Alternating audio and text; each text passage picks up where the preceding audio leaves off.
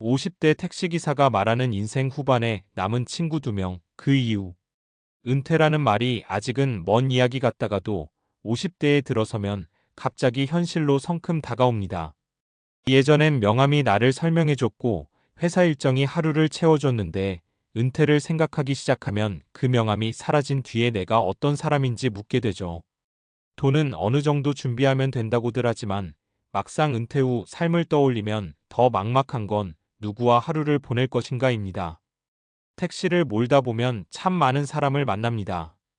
그 중엔 이미 은퇴한 분도 있고 은퇴를 앞둔 분도 있고 은퇴 이후를 후회하는 분도 있어요. 그분들 얘기를 듣다 보면 공통점이 하나 있습니다. 돈보다 사람이 남더라는 말이죠. 그런데 아이러니하게도 인생 후반으로 갈수록 사람은 줄어듭니다. 저 역시 50대가 된 지금 남아있는 친구는 딱 2명입니다. 많다고 할 수도 적다고 할 수도 없겠죠. 하지만 그 숫자가 말해주는 의미는 꽤 큽니다. 왜 친구는 줄어들까? 젊을 땐 친구가 많았습니다. 회사 동료, 동창, 술친구, 거래처 사람들까지 다 친구 같았죠. 하지만 은퇴를 준비하는 시점이 되면 자연스럽게 관계가 정리됩니다. 이해관계로 묶였던 관계는 일이 끝나면 같이 끝나고 술로 이어졌던 관계는 몸이 힘들어지면 끊어집니다. 결국 남는 건 굳이 만나지 않아도 마음이 이어지는 사람뿐이더군요. 사례 1 매일 골프 치던 선배의 고백. 한 번은 60대 초반에 손님을 태웠는데 은퇴 후 골프를 치며 산다고 하시더군요. 겉으로 보면 참 여유로워 보였습니다. 그런데 목적지에 거의 다 왔을 때 이런 말을 하셨어요. 처음엔 매일 골프 치니까 천국인 줄 알았어요. 근데 같이 칠 사람이 점점 줄더라고. 회사 다닐 땐 늘 사람이 많았는데 은퇴하고 나니 연락 오는 사람이 거의 없었다는 겁니다. 결국 지금 남은 사람은 젊을 때부터 개인적인 이야기를 나누던 친구 1명뿐이라고 하더군요. 그분 말이 아직도 기억에 남습니다. 은퇴는 사회에서 물러나는 게 아니라 관계가 걸러지는 과정이더라. 사례 2 퇴직금보다 친구가 더 무서웠던 사람. 또 다른 손님은 퇴직을 앞둔 50대 후반 직장인이었어요. 퇴직금 계산은 다 끝났는데 정작 걱정은 다른 데 있답니다. 회사 안 나가면 아침에 전화할 사람이 없을까봐 무서워요. 이분은 일부러 동호회 2개를 시작했다고 하더군요. 등산 모임이랑 독서 모임이요. 목적이 분명했습니다. 은퇴 후에도 정기적으로 만날 사람이 필요하다는 거죠. 이건 아주 현명한 준비라고 봅니다. 은퇴 준비는 통장으로만 하는 게 아니라 관계로도 해야 하거든요. 사례 3 결국 남은 건 말 안 해도 아는 친구. 제 얘기도 조금 해볼게요. 지금 남은 친구 2명은 오래된 동창입니다. 자주 만나지도 않아요. 한 달에 한 번 볼까 말까 합니다. 그런데도 이 친구들은 제가 힘들 때 굳이 설명 안 해도 눈치로 압니다. 요즘 운전 힘들지? 이 한마디면 충분하죠. 이런 관계는 노력해서 만들 수 있는 게 아니라 시간과 진심이 쌓여야 생깁니다. 그래서 인생 후반으로 갈수록 친구 수는 줄어들 수밖에 없는 겁니다. 은퇴 후 삶 친구는 선택이 아니라 기반이다. 은퇴 후 삶을 잘 사는 사람들을 보면 공통점이 있습니다. 하루를 나눌 사람이 있다는 겁니다. 같이 밥 먹고 같이 걷고 가끔은 인생 얘기할 사람이요. 친구가 많을 필요는 없습니다. 대신 얕지 않아야 합니다. 서너 명이면 충분하고 어떤 사람에겐 2명이면 족합니다. 그래서 지금 40대, 50대라면 이런 질문을 한번 해봐야 합니다. 이 사람이 회사 밖에서도 내 옆에 있을까? 만약 아니라면 그건 친구라기보다 역할 관계일 가능성이 큽니다. 인생 후반을 덜 외롭게 사는 방법. 첫째, 술자리로만 이어진 관계를 점검해 보세요. 술 없이도 만날 수 있는 사람이 몇 명인지가 중요합니다. 둘째, 새로운 관계를 두려워하지 마세요. 은퇴 전 동호회 하나쯤은 꼭 만들어 두는 게 좋습니다. 셋째, 오래된 친구에게 먼저 연락하세요. 인생 후반엔 자존심보다 연결이 중요합니다.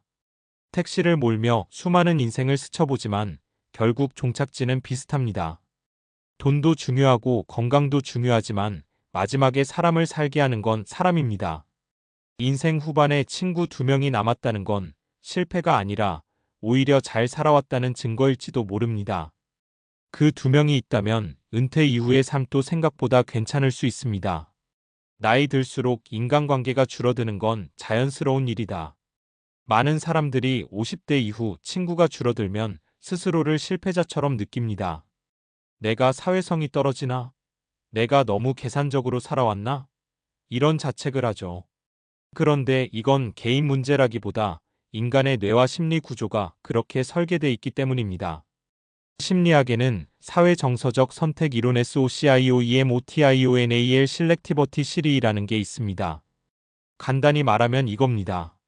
사람은 젊을 때는 미래가 길다고 느끼기 때문에 관계의 확장에 집중하고 나이가 들수록 시간이 유한하다고 느끼기 때문에 관계의 질에 집중한다는 거죠. 2030대에는 도움이 될 것 같은 사람, 재미있어 보이는 사람, 새로운 사람을 계속 받아들입니다. 반면 50대 이후에는 이렇게 생각이 바뀝니다. 이 사람과 시간을 보내는 게 나한테 정말 의미가 있을까? 그래서 자연스럽게 관계가 걸러집니다. 이건 퇴보가 아니라 진화에 가까운 선택입니다. 뇌과학적으로도 설명이 된다. 뇌과학 쪽에서도 비슷한 이야기를 합니다. 나이가 들수록 전두엽 기능은 조금씩 약해지지만 대신 감정 처리와 관련된 영역은 더 안정화됩니다. 쉽게 말해 쓸데없는 감정 소모를 본능적으로 피하게 된다는 겁니다. 젊을 땐 괜히 말 잘못했다가 관계 틀어질까? 이 모임 안 나가면 나만 뒤처질까? 이런 생각 때문에 불필요한 관계도 억지로 유지합니다. 하지만 50대가 되면 뇌가 이렇게 판단합니다. 이 관계는 피곤하다. 그러면 그냥 정리해버립니다. 예전엔 참았을 일을 이제는 안 참는 거죠. 그래서 남는 사람만 남습니다. 친구 수보다 중요한 건 정기성이다. 여기서 중요한 포인트가 하나 있습니다. 은퇴 후 삶의 만족도를 결정하는 건 친구 숫자가 아니라 얼마나 정기적으로 사람을 만나느냐입니다.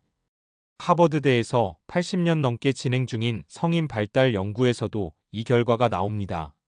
노후의 행복과 건강을 가장 잘 예측하는 요소는 재산도, 학벌도 아니라 의미 있는 인간관계의 지속성이었습니다.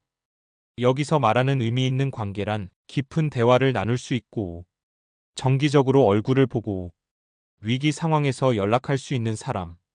이 조건을 만족하는 관계는 보통 많아야 25명입니다. 그러니 50대에 친구가 2명 남았다는 건 통계적으로도 전혀 이상한 일이 아닙니다. 은퇴 후 외로움은 사람이 없어서가 아니라 리듬이 없어서 온다. 택시를 몰며 느낀 게 하나 더 있습니다. 은퇴 후 힘들어하는 분들의 문제는 친구가 없어서라기보다 하루의 리듬이 사라졌기 때문입니다. 회사 다닐 땐 싫든 좋든 출근 시간, 점심 시간, 퇴근 후 통화할 사람. 이게 자동으로 주어집니다. 그런데 은퇴를 하면 이 구조가 한꺼번에 사라집니다. 그러면 친구가 있어도 잘 안 만나게 됩니다. 괜히 연락하기 어색해지고 다들 바쁠 텐데 하면서 혼자 시간을 보내죠. 그래서 은퇴 준비에서 중요한 건 친구를 늘리는 것보다 만남을 생활 안에 고정시키는 것입니다. 매주 수요일 걷기, 격주 바둑 한 달에 한 번 식사. 이렇게 리듬으로 박아놔야 관계가 유지됩니다. 결국 인생 후반의 관계는 관리가 아니라 선별이다. 젊을 때 인간관계는 관리의 영역이지만 인생 후반의 인간관계는 선별의 영역입니다. 누구에게 잘 보일지 고민하는 대신 누구와 친목이 편한지를 보게 됩니다. 그래서 50대 택시기사인 제가 남긴 친구가 2명이라는 건 인생을 대충 살아서가 아니라 오히려 쓸데없는 관계를 잘 내려놓고 왔다는 증거일지도 모릅니다. 은퇴를 앞두고 있다면 친구가 줄어드는 걸 두려워하지 마세요. 대신 이렇게 자문해보는 게 낫습니다. 지금 남은 이 사람들과 은퇴 후에도 밥 한 끼 먹을 수 있을까? 그 질문에 그래도 괜찮다는 답이 나온다면 인생 후반의 준비는 생각보다 잘 돼 있는 겁니다.